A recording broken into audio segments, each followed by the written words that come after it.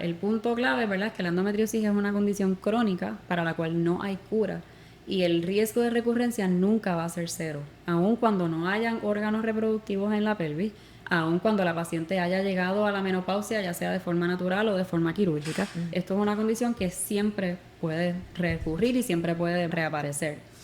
El riesgo de que recurra disminuye drásticamente si tú, por ejemplo, estás trabajando con una paciente que llevaste a sala y le sacaste el útero y le sacaste los ovarios, porque tenía una endometriosis avanzada hasta estadio 4, pues el riesgo de recurrencia de esa paciente quizás es menor que la paciente que tiene enfermedad bien avanzada, pero no le sacaste ningún órgano. ¿Por qué? Pues porque obviamente estás preservando los órganos pélvicos, pero no es cero. Eso es lo más importante. Se vale preguntar todo lo que no te atreves a decir en casa. Se vale preguntar todo lo que te cuentan tus amistades. Se vale preguntar todo lo que lees en internet sin filtros ni tabúes para descubrir con evidencia científica hasta los cuentos de tu abuela. En este programa contestamos tus preguntas más íntimas, los mitos y leyendas sobre tu salud sexual y reproductiva. Y te contamos todo lo que quieres saber sobre planificación familiar, desde cuál es el mejor anticonceptivo hasta cómo puedes tener un aborto por telemedicina. Soy la doctora en ginecología Yari Vale y junto a la trabajadora social Johanna Caris, en Se Vale Preguntar, responderemos a todas tus dudas en un espacio íntimo y libre de juicios. Conversamos. Marzo es el mes de la endometriosis. ¿Sabías que 1 de cada 10 personas en el mundo tiene endometriosis? En Puerto Rico se estima que la endometriosis tiene una prevalencia del 7.5%. Esto significa que 7 de cada 100 mujeres podría padecerla. La situación se complica aún más porque entre 4 y 5 de cada 10 pacientes de endometriosis podrían tener problemas para quedar embarazadas. Hoy hablamos con la doctora Yolian Lozada, que es ginecóloga y especialista en cirugía mínimamente invasiva, endometriosis y dolor pélvico, para hablarnos más a fondo y aclarar dudas acerca de la endometriosis. Y por supuesto, como siempre, nos acompaña Yari Vale Moreno, nuestra ginecóloga. Y mi nombre es Johanna Caris, trabajadora social y co-host de Se Vale Preguntar. Saludos. ¿Cómo están? Saludos. Hola a todos. ¿Cómo están, doctoras? Muy bien, muy bien. Todo muy bien, gracias por la invitación. Gracias, Yolian. Feliz de estar aquí. Gracias por aceptar. Sí, así que, pues nada, hoy tenemos a 2 ginecólogas. La diferencia es que, pues, una, como comentamos al inicio, es especialista en endometriosis, dolor pélvico, y pues nuestra doctora Vale, que atiende de todo, y ya saben lo que es especialista. Así que vamos a empezar por lo básico. Cualquiera de las dos me puede contestar en arroz y habichuelas de manera sencilla, ¿qué es la endometriosis? Okay. Pues mira, de la forma que yo se lo explico a las pacientes, para entender lo que es endometriosis tenemos que como repasar un poquito de anatomía rápido y entender que el útero es un órgano, ¿verdad?, que tiene como un espacio por dentro, ¿verdad? Tiene un tejido por dentro, yo lo comparo con un aguacate. Así que le digo a las pacientes, imagínate que el útero es un aguacate y ese espacio que queda en el medio donde está la pepa, ¿verdad?, es lo que es el endometrio. Es la cavidad del útero, es de donde sale el tejido que mudamos con cada regla mezclado con sangre, o es de donde crece un embarazo, por ejemplo, cuando hay un embarazo. Así que ese tejido que está dentro se llama endometrio. Endometriosis es cuando un tejido similar a ese se implanta fuera del útero en lugares en donde no le toca crecer, ¿ok? Es una condición inflamatoria que, ¿verdad?, provoca unos cambios en la pelvis y en el cuerpo de la mujer que vamos a discutir ya mismo, ¿verdad? Pero en esencia es una condición que está caracterizada por esa presencia de tejido ectópico, de tejido donde no tiene que estar. Y entonces, ¿verdad? Yo me imagino que tú como especialista, usualmente cuando las pacientes llegan a ti, la mayoría de las veces ya llegan con un diagnóstico. Con mucha frecuencia, llegan ya con un diagnóstico, en algunas ocasiones llegan porque tienen los síntomas, pero no han sido diagnosticadas todavía. Y entonces, Yari, ¿en qué momento tú decides como, ok, voy a referir a una especialista como la doctora Lozada? Pues básicamente yo hago el workup inicial cuando la paciente viene quejándose de dolor en la relación sexual o dolor en la menstruación. Definitivamente pues eso es uno de los de tantos síntomas que endometriosis tiene, así que lo tengo que acoger como mi diagnóstico diferencial, ¿verdad?, contemplarlo. Hago sonograma y también hago un examen pélvico, obviamente cuando la visito. Si encuentro algún tipo de rigidez en la anatomía, pues me alerta más, ¿verdad?, de que puede haber algún tipo de endometriosis envuelta. Así que depende de la intensidad también del dolor, porque muchas pacientes dicen, pues sí me duele, pero no es tanto. Así que uno les envía, por ejemplo, un CA-125, que aunque no es, ¿verdad? Y le hago la clarificación a los pacientes de que eso dice cáncer antigen, pero no estamos buscando para cáncer, para que no se alarmen cuando vean el resultado. Pero sí, usualmente se ve un poco de elevación en ese rango y que me diría más, pues, es una candidata para enviar a Julián. Y pues obviamente también lo que sale en sonografía. Si en sonografía tienes un endometrioma, que puede diagnosticarlo un radiólogo, ¿verdad? Que es lo que nosotros llamamos un quiste de chocolate, pues definitivamente ya el diagnóstico está hecho, sin haber recurrido a la laparoscopía. Como quiera, ¿verdad? Pues si el dolor no lo puedo controlar yo con pastillas anticonceptivas, Mirena o cualquier otro tipo ¿verdad? De tratamiento hormonal, ¿verdad? Temporero, también se lo envío a ella porque pues pueden tener mucha más inflamación y pues se trabaja quirúrgicamente. Entonces, bueno, ya explicaste algunas de las cosas como sonografía pélvico y todo eso, pero ¿cómo se diagnostica la endometriosis finalmente? Pues mira, lo primero es que tenemos que tener un índice súper alto de sospecha, ¿ok? Esto es una condición que no, o sea, obviamente entre los ginecólogos es bien importante que lo tengamos en mente siempre como uno de los primeros diagnósticos diferenciales cuando estamos trabajando con pacientes de dolor. Pero es una condición que se pueden encontrar los gastroenterólogos, los urólogos, los médicos de familia, los pediatras, los médicos primarios, o sea, todo el mundo en algún momento se va a encontrar con una paciente que les va a decir tengo dolor en la regla, tengo dolor con las relaciones o tengo dolor en algún momento. Así que dolor en el área de la pelvis, ¿verdad? Lo primero que vamos a pensar siempre en endometriosis es, ¿verdad? De nuestros diagnósticos diferenciales más importantes que tenemos que tener en mente, porque mientras que la prevalencia, ¿verdad? Se entiende que es como un 10%, cuando hablamos de pacientes que tienen dolor, la prevalencia es como un 70%. Yeah. O sea que estamos hablando de que cuando cogemos a pacientes que se quejan de dolor en cualquiera de esas circunstancias, el chance o el riesgo de que tengan endometriosis es muchísimo más alto. ¿Okay?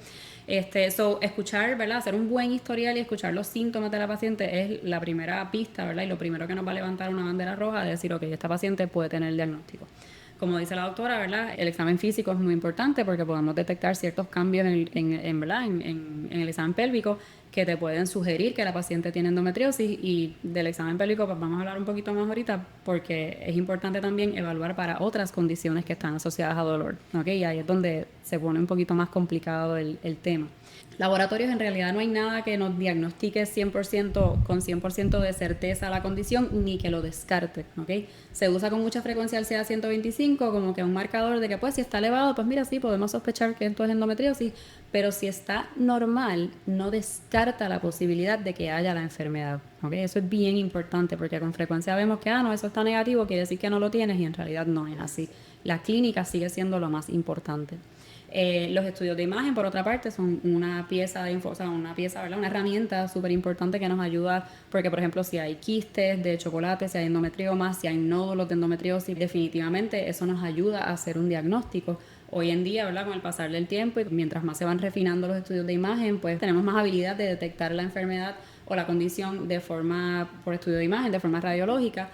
Aún así, un estudio de imagen negativo no descarta la posibilidad de la condición. Así que caemos en lo mismo del laboratorio. Tengo un sonograma que está negativo, pero tengo todos estos síntomas, no quiere decir que no lo tiene. Puede ser que haya, ¿verdad? Que haya endometriosis. Hoy en día, ¿verdad? Al día de hoy, lo que le llamamos el gold standard, ¿verdad? Para diagnosticar la condición es la laparoscopía. Desafortunadamente, todavía no tenemos otro método que no sea invasivo, ¿verdad? Para confirmar la presencia de la condición o descartar la presencia de ella, ¿ok? Pero definitivamente todas estas herramientas de estudios de imágenes, etcétera, pues nos ayudan en muchas ocasiones, como dijo la doctora, si vemos un endometrioma, pues mira, tiene todas las características de un endometrioma, pues lo más probable es que es un endometrioma y que hay endometriosis avanzada, de hecho, porque ya cuando hay endometriomas quiere decir que estamos en el espectro más avanzado de la enfermedad. Así que cuando sospechamos la condición, ¿verdad? Entonces ahí entramos en la discusión con el paciente. Educación siempre es el primer paso de manejo, y entonces pues hablamos de las opciones de cómo vamos a manejarla, y ahí pues entonces hay diferentes opciones, ¿verdad? Como dijo la doctora, entramos en las opciones de manejo hormonal, ¿verdad? Supresión menstrual, y ahí están todos los medicamentos, las pastillas anticonceptivas, el Mirena, la inyección, o sea, un montón de cosas, no un montón de cosas, la verdad es que estamos un poquito limitados, pero Tenemos una variedad de medicamentos de supresión menstrual que pueden ayudarnos a controlar los síntomas de las pacientes. Y eso en combinación en muchas ocasiones con medicamentos over the counter, ¿verdad? Analgésicos, antiinflamatorios, etcétera, que nos ayudan pues a manejar el dolor en momentos agudos, etcétera, si el medicamento hormonal pues no es suficiente. Con mucha frecuencia usamos una combinación de todas esas. Cuando por alguna razón no podemos usar manejo médico, ¿verdad? Porque la paciente tiene alguna contraindicación, cuando el medicamento quizás le funciona pero le da muchos efectos secundarios y no los está tolerando bien, o cuando sencillamente el medicamento no le funciona, porque eso puede pasar, no todo el mundo responde igual a los distintos manejos, pues entonces con mucha frecuencia ahí es donde recurrimos a la laparoscopía como un método tanto de diagnóstico, si la paciente no tiene un diagnóstico certero todavía, y como método ¿verdad? De tratamiento, ¿ok? Porque ya en la cirugía pues entonces podemos detectar la condición, y lo ideal, ¿verdad?, es que cuando vamos a sala de operaciones la paciente vaya con un cirujano que se sienta cómodo manejando la condición, cualquiera que sea su severidad, ¿ok? Porque lo que queremos evitar es que estas pacientes tengan que ir a sala de operaciones con mucha frecuencia, y eso desafortunadamente pues lo vemos todavía, ¿verdad? Y es lo que queremos tratar de detener. Queremos que la paciente vaya a sala de operaciones, si tiene que ir a sala de operaciones, si tiene las indicaciones, y tratar de hacer una buena limpieza, una buena excisión de toda esa enfermedad, ¿verdad? De todo lo que estamos viendo, con el propósito de darle el mejor alivio posible por el mayor tiempo posible. Una de las cosas que escuchamos con mucha frecuencia es que no, es que me dicen que tengo que ir a sala de operaciones todos los años a limpiarme, o cada 2 años a limpiarme. Eso no es cierto. Eso depende 100% de los síntomas del paciente. Hay pacientes, desafortunadamente, vamos a hablar ya mismo de eso, que recurren bien rápido, ¿verdad? Y hay pacientes que pueden pasar muchísimos años de síntomas y no requerir otra laparoscopía nunca, o quizás en 8 o 10 años. Así que varía mucho de paciente en paciente. Y antes de seguir hablando en más detalles sobre los tratamientos y todo eso, ¿cómo esta condición puede afectar la vida, el día a día, ¿verdad?, de una persona que vive con, o no sé, maybe no se ha diagnosticado, pero que posiblemente está viviendo con endometriosis? ¿Cómo puede afectar el día a día? Pues, bueno, la respuesta corta es completamente. ¿Verdad? Los síntomas de endometriosis van desde dolor con la menstruación hasta dolor fuera de la regla, hasta dolor crónico todos los días persistente 24/7, dolor con las relaciones sexuales, dolor al orinar, dolor al evacuar, infertilidad. Así que, ¿verdad? Como puedes ver, el síntoma predominante es dolor. Si te puedes imaginar lo que es vivir con dolor todos los días de tu vida, ¿verdad? Es algo bastante desesperante. Aquellos de nosotros que hemos pasado por dolor, aunque sean 2 o 3 días corridos, claro, uno pierde, ¿verdad? Uno se desespera. Así que vivir con esto constantemente es extremadamente frustrante para las pacientes. Inhabilitante. Es inhabilitante, ¿verdad? Recuerda que estamos hablando de pacientes que están como en el peak de su juventud, ¿verdad? Son pacientes en donde la mayoría de ellas son diagnosticadas en los 20 y en los 30, ¿verdad? Que es donde estamos estudiando, donde estamos empezando a trabajar, donde estamos empezando a desarrollarnos como profesionales. Muchas pacientes empiezan, ¿verdad?, a tratar de crear sus familias. O sea, son unos años que pues uno espera, ¿verdad?, que son como que los años bien productivos.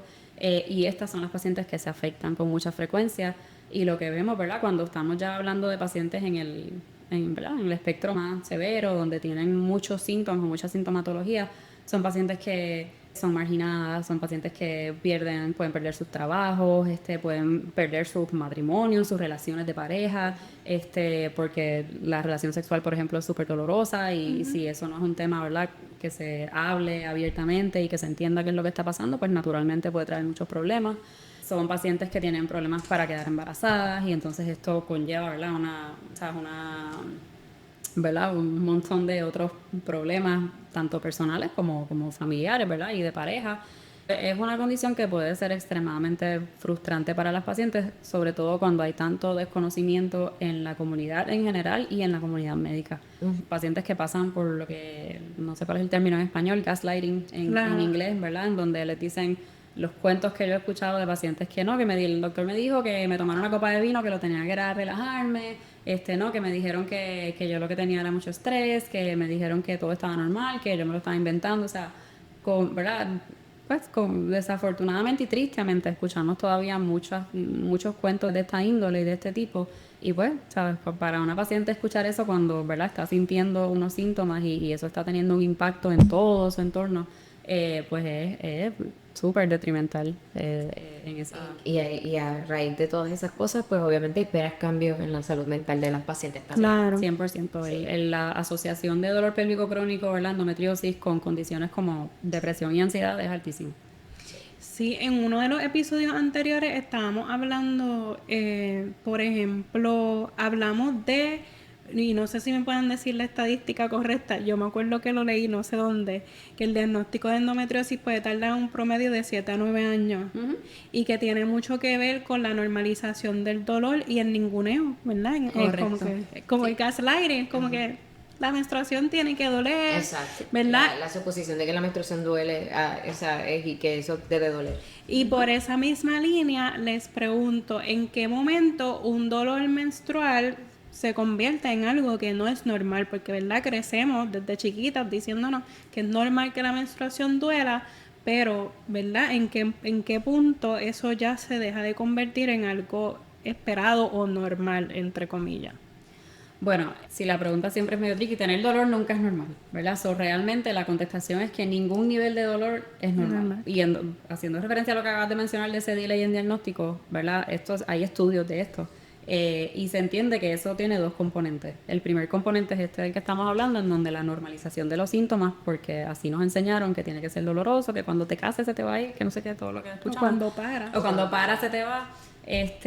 Pues ese es el primer gap y ahí están los primeros 3 a 4 años. Y la otra mitad es el delay entre, ¿verdad? Ese momento en que la paciente finalmente busca ayuda y menciona los síntomas al médico y entonces llegamos finalmente a hacer un diagnóstico porque pues te hice unos laboratorios, está negativo, te hice un CA-125, está negativo, te hice un sonograma, está negativo y pues en lo que rebuscamos, ¿verdad? Y pasa todo ese tiempo, pues ahí está el segundo range de delay en diagnóstico. Volviendo a la pregunta, ¿verdad? De cuándo se convierte en algo que no es normal, ¿verdad? Eso va a depender mucho del paciente realmente, ¿verdad? Hay muchas pacientes que te pueden decir, yo tengo un dolor pues mínimo con la menstruación, no necesito tomar medicamentos, por ejemplo, a lo mejor me tomo unas Advil y se me va, así que esa no es la paciente que quizás va a ir a buscar ayuda, ¿verdad? Pero definitivamente pacientes que te dicen que desde la adolescencia faltan a la escuela. Que no, de la adolescencia sí. Que no pueden hacer deportes porque cuando vienen esos días son horribles, no pueden salir de la cama. Su performance se va para el piso. O sea, eso, como lo hacen. O sea, por deporte, la escuela, las notas. O sea, todo puede estar perjudicado por... La paciente que te dice que tiene que ir a sala de emergencia cada vez que tiene un dolor de este tipo. Y entonces, ¿verdad? Hemos hablado un montón del dolor, pero tiene otros síntomas como por ejemplo menstruaciones bien abundantes, o sea, sangrado bien abundante. Entre los síntomas, ¿verdad? Como dijimos, el clásico dolor con la regla. Pero hay otros síntomas como dolor con las relaciones sexuales, el dolor, como dije ahorita, al orinar, al evacuar. Infertilidad es uno de esos que es como el síntoma silente, yo le digo, porque muchas veces no tengo ningún síntoma y entonces de momento llegaron los 37, 38, empecé a buscar bebés, no puedo quedar embarazada y resulta que tengo endometriosis y entonces es aún más complicada la situación. Si sigue así, pero cuando yo estaba estudiando, la tristeza de la endometriosis es que no necesariamente el grado de severidad era compatible con el grado de dolor. Hay una tú podías hacer una cirugía y encontrar que la pelvis estaba horrible.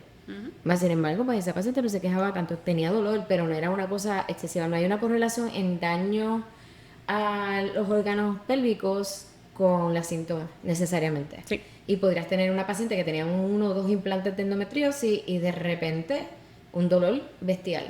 Eso sigue siendo cierto. Y es un poquito distraught por esa que no hay una relación en síntomas con lo que uno ve directamente físicamente. Con el grado quirúrgico, sí. Eso es un punto bien importante porque como te puedes imaginar una paciente que a lo mejor te llega con un dolor violento, súper incapacitante y pues después de X o Y procesos la llevaste a sala de operaciones, encontraste a lo mejor una endometriosis mínima. Para estas pacientes muchas veces es devastador escuchar que tienen unos síntomas tan graves, ¿verdad? Tan malos y entonces escuchar que tienen una endometriosis leve. ¿ok? Y es súper importante aclararles que el grado de la condición, como dijo la doctora, no tiene nada que ver con la severidad de los síntomas, ¿ok? Y aquí es donde también pues entra la importancia de evaluar para otras condiciones asociadas a dolor pélvico. Endometriosis no es la única. ¿Cuáles son otras condiciones que pueden estar asociadas al dolor?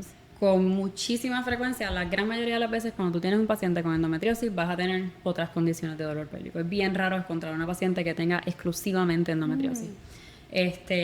Otras condiciones que se asocian a dolor, disfunción del suelo pélvico. Cuando tenemos espasmos de esos músculos del suelo pélvico, podemos tener síntomas de dolor, como también cambios en la funcionalidad de los diferentes órganos que están en la pelvis, vejiga, intestino, la capacidad de tener relaciones sexuales, etcétera. Condiciones de la vejiga, como lo que conocemos, antes se conocía como cistitis intersticial, hoy en día se conoce como síndrome de vejiga dolorosa. Es otra condición asociada a dolor que puede, ¿verdad?, coexistir o confundirse con endometriosis. Síndrome de intestino irritable y otras condiciones también de los nervios, de los vasos sanguíneos. O sea, recordando siempre que en la pelvis no solamente está el útero, los ovarios y las trompas. Claro. En la pelvis hay otros sistemas, hay otros órganos y todos esos órganos son capaces de generar dolor y de generar de una u otra forma los síntomas, ¿verdad?, que pueden solapar con síntomas de endometriosis. Y con mucha frecuencia pues tienes la paciente que tiene dolor, pero también puede tener sangrados abundantes, la adenomiosis, que ¿verdad?, es otra de esas condiciones ginecológicas asociadas a dolor. Hinchazón, lo que llamamos el bloating en inglés, como que ¿verdad? Hay un término en inglés que se le dicen el endobelly, que es esa barriga como que distendida, ¿verdad?, asociada a los síntomas de endometriosis.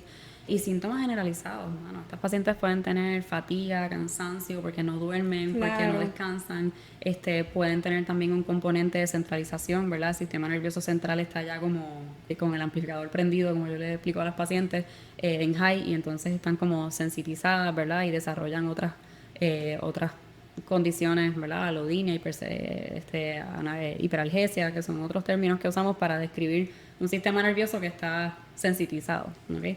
Todas estas cosas hay que tenerlas en mente cuando evaluamos a estas pacientes con endometriosis y, ¿verdad?, recordar que no es tan sencillo como vente, te voy a operar y se te va a quitar todo el dolor, o vente, te voy a dar esta pastilla y todo se va a curar mágicamente.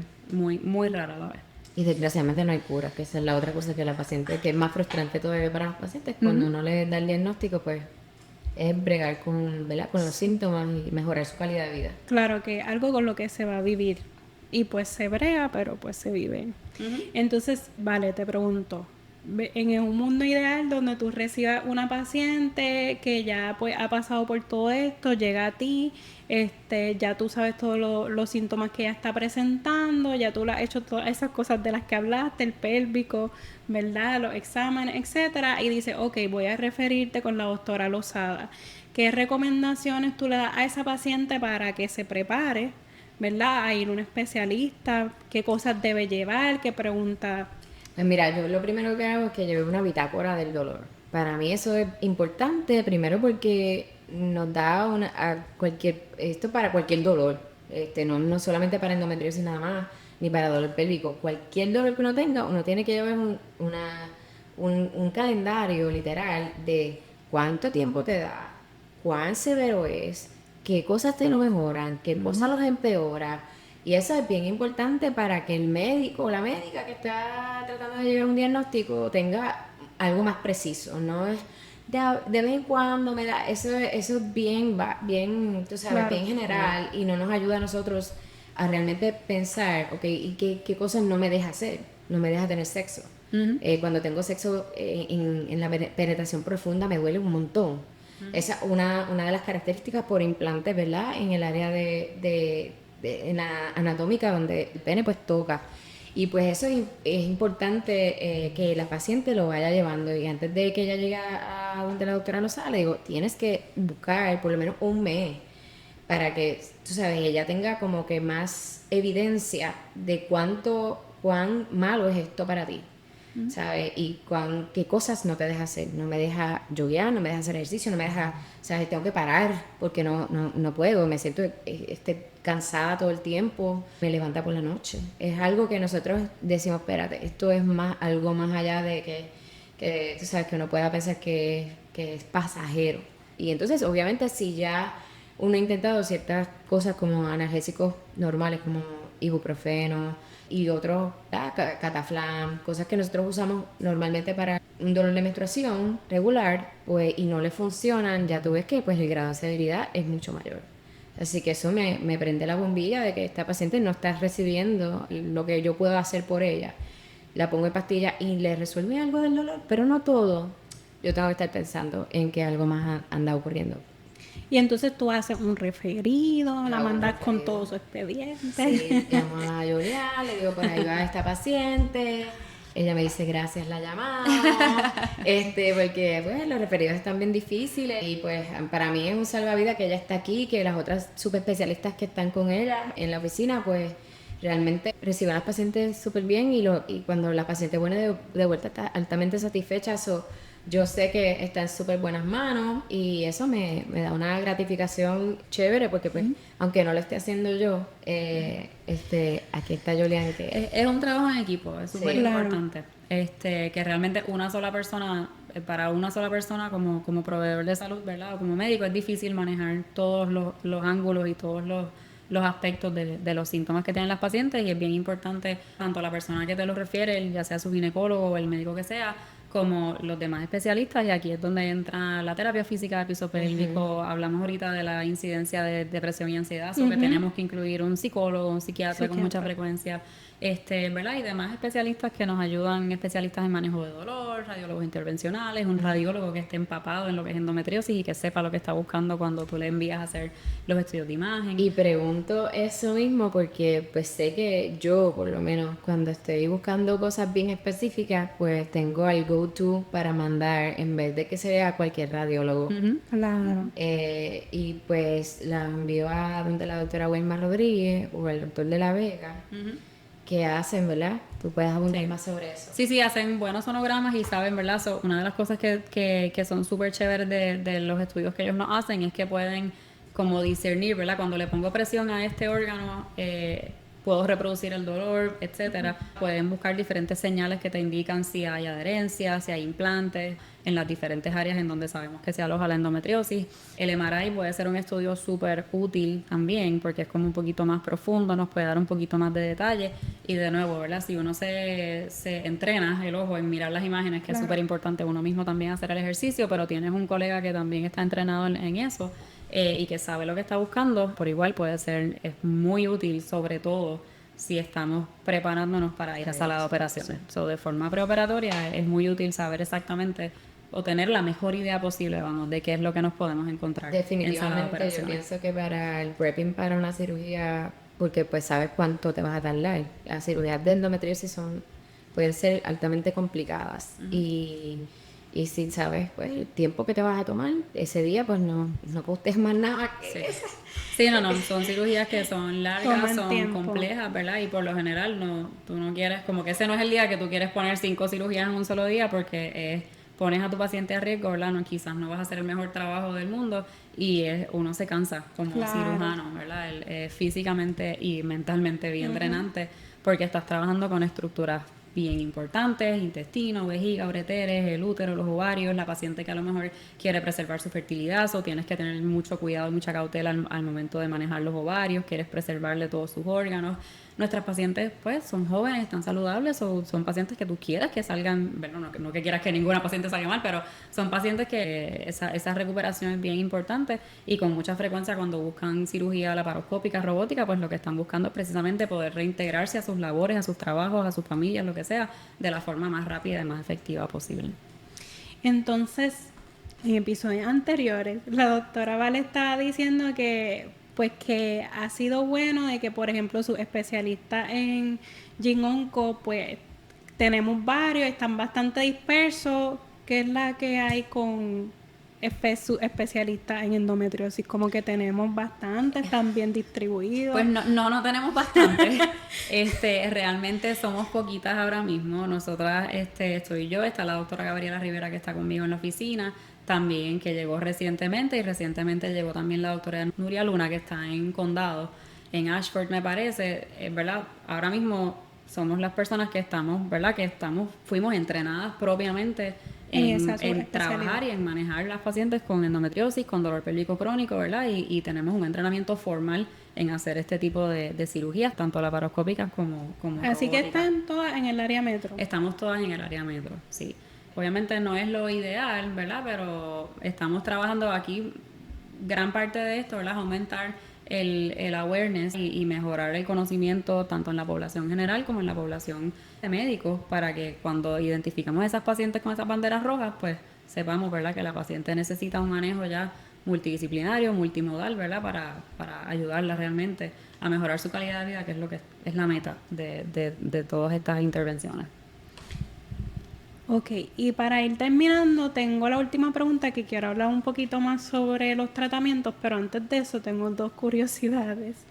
Una es como, porque, ¿verdad? Pienso en un montón de dolor y también pienso en un montón de drogas para manejar el dolor, como, y me da curiosidad de si es común que, por ejemplo, en pacientes que viven con endometriosis haya historial de abuso de sustancia o, ¿verdad? Tratando de manejar el dolor. Pues mira, la respuesta quizá obvia, uno pensaría que sí, pero la realidad es que por lo menos mi experiencia aquí en Puerto Rico desde que yo llegué, yo llegué acá en el 2018, la realidad es que no ha sido esa. Puede que te encuentres alguna paciente que esté en, ¿verdad?, uso crónico de medicamentos narcóticos, opioides, porque Claro. por la desesperación, pues realmente el médico quizás no supo más nada que hacer y tratando genuinamente de ayudar a la paciente, pues terminaron en ese tratamiento. Eso, ¿verdad? Eso es otra discusión, eso no está recomendado, no es lo que queremos para nuestros pacientes, precisamente porque, ¿verdad? Puede terminar en un problema de abuso y de misuse de sustancias, y no se ha visto que sea beneficioso. Al revés, a largo Claro. plazo puede ser detrimental para manejarle el dolor a estas pacientes. Pero no ha sido mi experiencia realmente. Ok. La mayoría de estas pacientes, cuando uno trabaja con ellas, teniendo en cuenta las diferentes condiciones que puedan estar coexistiendo y siempre, ¿verdad? Dejándoles bien claro la importancia de incluir, ¿verdad?, la parte de salud mental. Yo siempre les digo, yo te puedo dar todos los medicamentos para el dolor del mundo y podemos hacer todas las cirugías del mundo, pero si tú estás deprimida y tienes un problema de ansiedad y vives en un entorno que a lo mejor no es saludable y estás en estrés y estás en una situación, qué sé yo, abusiva, lo que sea, ningún medicamento va a funcionar. Claro. Lo opuesto también es cierto, ¿no? Te puedo enviar a todos los psiquiatras del mundo y te pueden dar todos los antidepresivos, pero si no manejamos el dolor y las diferentes condiciones adecuadamente, pues tampoco vamos a salir del ciclo. Así que hay que trabajar todo, ¿verdad?, de forma como paralela. Claro. Y poder identificarlo todo a tiempo para poder, ¿verdad?, ofrecerle a la paciente el mejor manejo posible. Y entonces una paciente que, ¿verdad?, ya tiene un diagnóstico de endometriosis y quiere gestar y parir y ser mamá y no se le está complicando por la condición, ¿verdad? Y yo me imagino que hay infinitos escenarios, pero ¿cómo se le puede apoyar a ese tipo de paciente? Bueno, estos son pacientes en donde inmediatamente incluimos en nuestro equipo de trabajo a los ginecólogos que son especialistas en fertilidad. ¿Por qué? Porque entonces ahí entran en la ecuación todo lo que son métodos de reproducción asistida, que con mucha frecuencia pues estas pacientes tienen que recurrir a ellos. No todas. De las pacientes con endometriosis se estima que quizás con un 50%, que es la mitad, un montón, pero no son todas, pueden tener algún tipo de dificultad para quedar embarazadas y por tanto requerir, ¿verdad?, asistencia en ese proceso. Así que ese especialista es súper importante sobre todo para la paciente, ¿verdad?, que tiene endometriosis y está pasando por ese proceso de infertilidad. Y lo mismo, trabajamos de la mano, nos comunicamos porque a veces, ¿verdad?, mira, de verdad que yo no pienso que esta paciente se deba operar por esta y esta razón. Yo creo que lo que debemos usar nos debemos ir por esta línea, y en otras ocasiones es lo opuesto. Es, mira, yo pienso que debe operarse, este es el plan, y entonces luego yo la veo y trabajamos con la parte de fertilidad. ¿Y cómo son esos embarazos? ¿Cómo pueden ser? O sea, automáticamente son, y aquí súper desde el desconocimiento, pueden ser como, ya son por default embarazos de alto riesgo. Si son por reproducción, Digo- cualquier embarazo que sea por reproducción asistida, son de alto riesgo. Pero, a ver, ¿verdad? Más allá de si fue por reproducción asistida o fue de manera natural, ¿verdad? Ya una vez ese embarazo está en el útero y está desarrollándose. ¿Tú piensas que quieres decir? ¿Que si la endometriosis puede perjudicar el embarazo Sí. en desarrollo?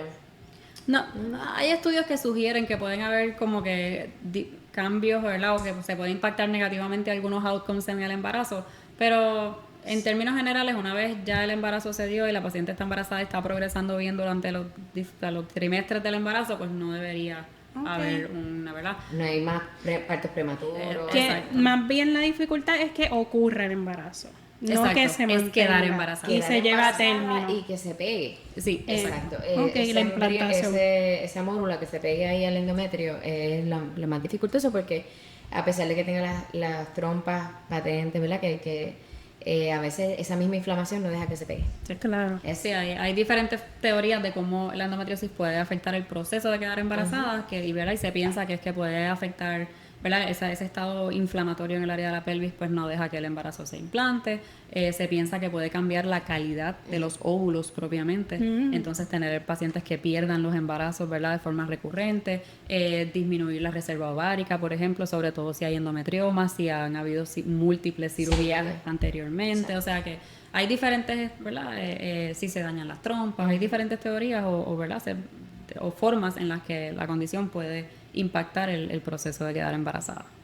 Y entonces, para finalizar, pues hablamos de diferentes tratamientos, pero si pueden abundar más, y sé que hablaron sobre la laparoscopía, pero maybe como que explicarlo súper en arroz y habichuela, que verdad que es una laparoscopía y que implica eso, ¿verdad? Okay. Para que la gente se lo pueda imaginar. Ok, una laparoscopía, ¿verdad? La cirugía tradicional es aquella cirugía en donde estamos en sala de operaciones y se hace una incisión grande, ya sea vertical, de arriba abajo, ¿verdad? O horizontal, como una cesárea.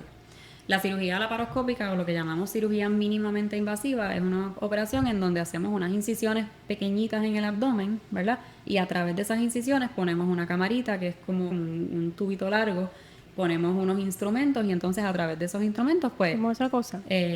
Como la histeroscopía. Exacto, es un lente así mismo, Ajá, pero lo ponemos por el ombliguito, ¿ok?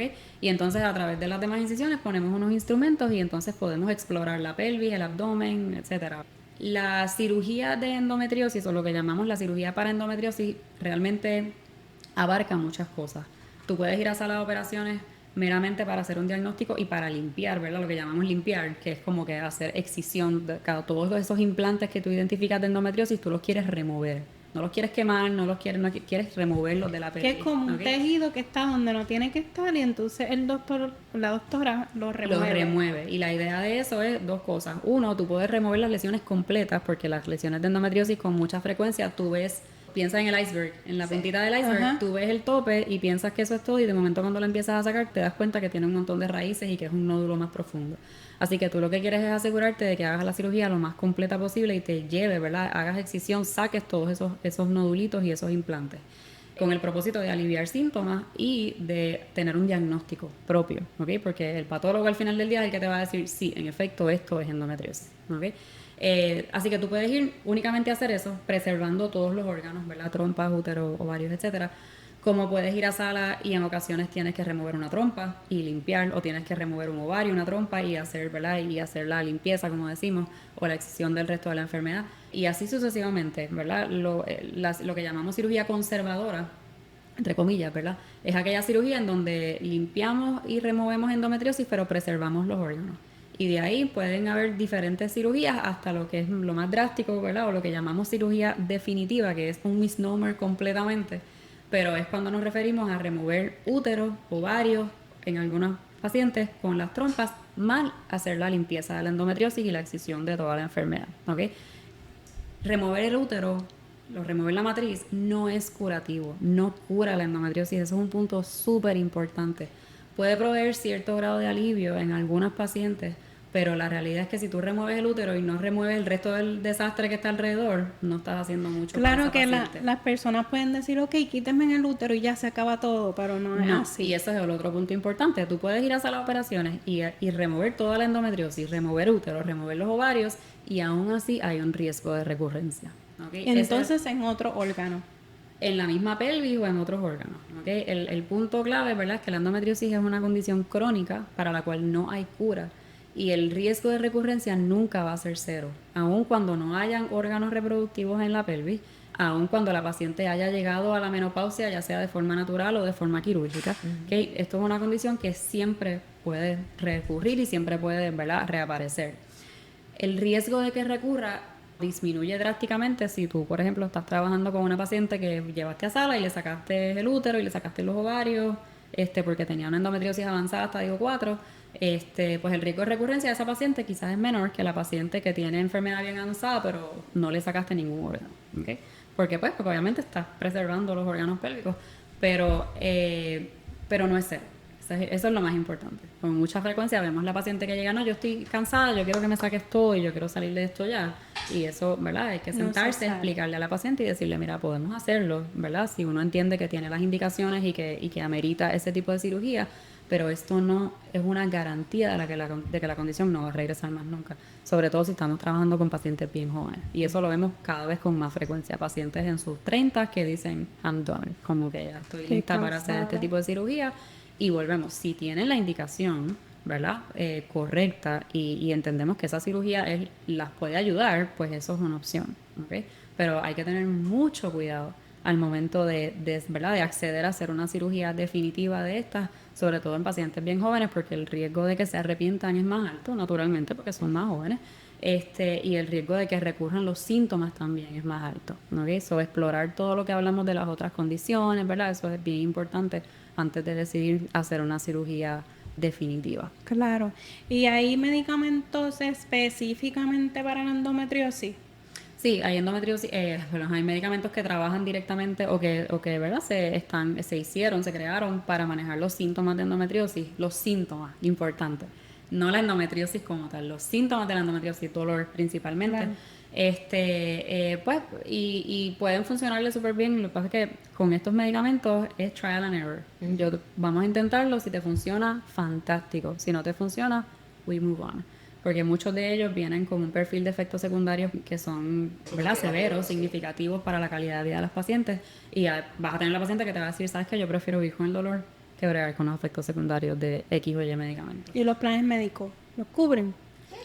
En algunas ocasiones, algunos medicamentos, algunos planes médicos, en algunas cubiertas pueden trabajar con este tipo de cosas. Las cirugías no. Así esto es una locura. Y entonces, doctora, dijiste que una condición crónica, y pienso, qué sé yo, en el cáncer, en la artritis reumatoide, en la diabetes, como la endometriosis es tratada, o sea, por ejemplo, por los planes médicos, o qué sé yo, por la cubierta catastrófica de Vital, de la misma manera. No, eso es un problema grandísimo, ¿verdad? En cuanto a acceso para estas pacientes para obtener los tratamientos que ameritan y que necesitan y ver a los especialistas que necesitan, porque hay tanto desconocimiento que hasta los otros días, ¿verdad? Existían 2 o 3 códigos, ¿verdad? Los códigos que nosotros usamos para hacer facturación de endometriosis. No fue sino hasta los otros días que se crearon códigos de endometriosis específicamente por severidad y dónde está alojada y si es bilateral y si es superficial y si es profunda, etcétera. Pero son códigos que todavía no podemos ni siquiera usar para facturar. Así que están ahí como de adorno más o menos. Cuando hablamos de cirugía de endometriosis, los códigos que usamos para facturar esta cirugía no existen. Hay un código que es el código que se supone que nosotros usemos generalizado, ¿verdad? Para todas las cirugías. No importa si es una cirugía de una endometriosis súper leve que te cogió 20 minutos o la cirugía que te cogió 6 horas que tuviste que hacer disección de intestino, de los ureteres, de la vejiga, de todo el mundo. El plan médico pretende que tú agrupes todo eso y que incluyas todo eso en una sola cirugía, ¿verdad? O peor aún, que no hagas la cirugía que la paciente realmente amerita. Y no es, ¿sabes? No es sostenible. Es la realidad, es bien difícil ese aspecto porque el acceso para las pacientes es bien limitado. Claro. No se trata como una enfermedad crónica, como un cáncer, como cualquiera de las otras que mencionaste. Y como acabamos de discutir, puede ser igual de detrimental, puede impactar negativamente la calidad de vida de las pacientes y todo su entorno. Es una condición que no es un cáncer, pero tiene la capacidad de invadir cualquier órgano en el cuerpo. ¿Qué enfermedad puede hacer eso, verdad? El cáncer. Así que no es una condición, ¿verdad?, que consideramos maligna en el sentido de que no es cáncer, pero definitivamente tiene el potencial. El impacto está ahí. Y pues, hablando un poquito de la psicología envuelta, los otros días en Hazme Café me preguntaron sobre infertilidad y me pareció interesante que las pacientes pelean con su cuerpo, psicológicamente hablando. ¿Por qué me pasa esto a mí? Nací chava. O sea, y mucha de eso que entonces hay un disconnect de que yo no quiero vivir en este cuerpo. Claro. porque me duele. Es bien importante también darse cuenta como médica que pues también existe esa parte de esa pesadez de tener que estar con esta enfermedad, que sucede para otras enfermedades también, pero cuando es endometriosis, infertilidad y demás, y esas repercusiones vienen como pues repercusiones sociales de tener que dejarte de la pareja porque pues las metas no son las mismas, o tú tienes que lidiar con tu propio cuerpo y tu dolor. Y pues es importante que los médicos se sensibilicen ante esa situación porque es bien impactante y no lo minimicen. Eso es lo que quiero decir. Es bien importante. Entonces, antes de decirles si quieren añadir algo más, y voy a no hacer más preguntas porque si no vamos a tener un podcast de 2 horas. Como que mira, Ileana me está mirando. Pienso en la menopausia y la endometriosis como, o sea, las pacientes las pacientes llegan a la menopausia y siguen pudiendo tener endometriosis, como eso. Pues usualmente en la menopausia los dolores se alivian porque ya no tienes el estímulo de las hormonas para el ciclo menstrual y demás. Pero aún así tienes las adherencias que formaron esos implantes que pueden causar dolor. Y encima pues ahora tienes la deficiencia en hormonas que traen consigo, ¿verdad? En la menopausia otros tipos de dolor que pues es complicado. Sí, no es, ¿verdad? La menopausia no es la cura, ¿verdad? De la endometriosis. Los síntomas pueden mejorar definitivamente y mejoran en muchísimas de las pacientes, pero como con todo lo demás que hemos hablado, si tú tienes una paciente que ya está en la menopausia pero tiene dolor y tiene síntomas que te pueden sugerir que sea endometriosis, ¿verdad? Ya sea tenga o no tenga un diagnóstico previo, pues hay que pensar en ese diagnóstico diferencial. Hay que tenerlo presente que puede ser, ¿verdad?, por la endometriosis, que puede estar teniendo dolor. So, no es descartarlo por el mero hecho de que estás en la menopausia. Claro. Y no puede ser eso. Ok, ahora sí, doctoras, ¿quieren añadir algo? Por mi parte, ¿verdad? Gracias por la invitación. Me encanta que podamos hacer este tipo de cosas y mejorar un poquito el conocimiento. Es súper importante, ¿verdad? Si van a recordar algo de la conversación, es los síntomas, ¿verdad? Y cuándo debemos levantar esa banderita roja de que esto no es normal, ¿verdad? Cuándo debo buscar ayuda. Recordar que los tratamientos son bien complejos, que con mucha rareza vamos a encontrar una pastilla o una cirugía que mágicamente arreglen todo, ¿verdad? No todas las pacientes responden igual a todos los tratamientos. La trayectoria en el tratamiento de 2 pacientes que quizás tengan los mismos síntomas puede ser completamente diferente, porque va a depender enteramente de la persona, de lo cuales sean sus prioridades, de qué es lo que esa persona esté buscando, de qué es lo que tolera y que sea aceptable o no para ella, ¿verdad? Y no tener miedo ¿verdad?, en ser bien vocales con los síntomas y en buscar ayuda. Y si estás con alguien que a lo mejor no te inspira la confianza o que tú entiendes que no está atendiendo los síntomas con la importancia que lo amerita, pues entonces buscar ayuda en otras personas. Yo estoy bien. Nada, que quiero que Julián nos diga el número de teléfono de la oficina, dónde está. Pues tenemos nuestra oficina en la Torre Médica de Auxilio Mutuo. El teléfono para coordinar citas es el 787-945-2919. Y estamos allí, tanto la doctora Rivera como yo, estamos listas para... Cerquita de nosotras en Darlington. Eso es así. ¿Tienen redes sociales?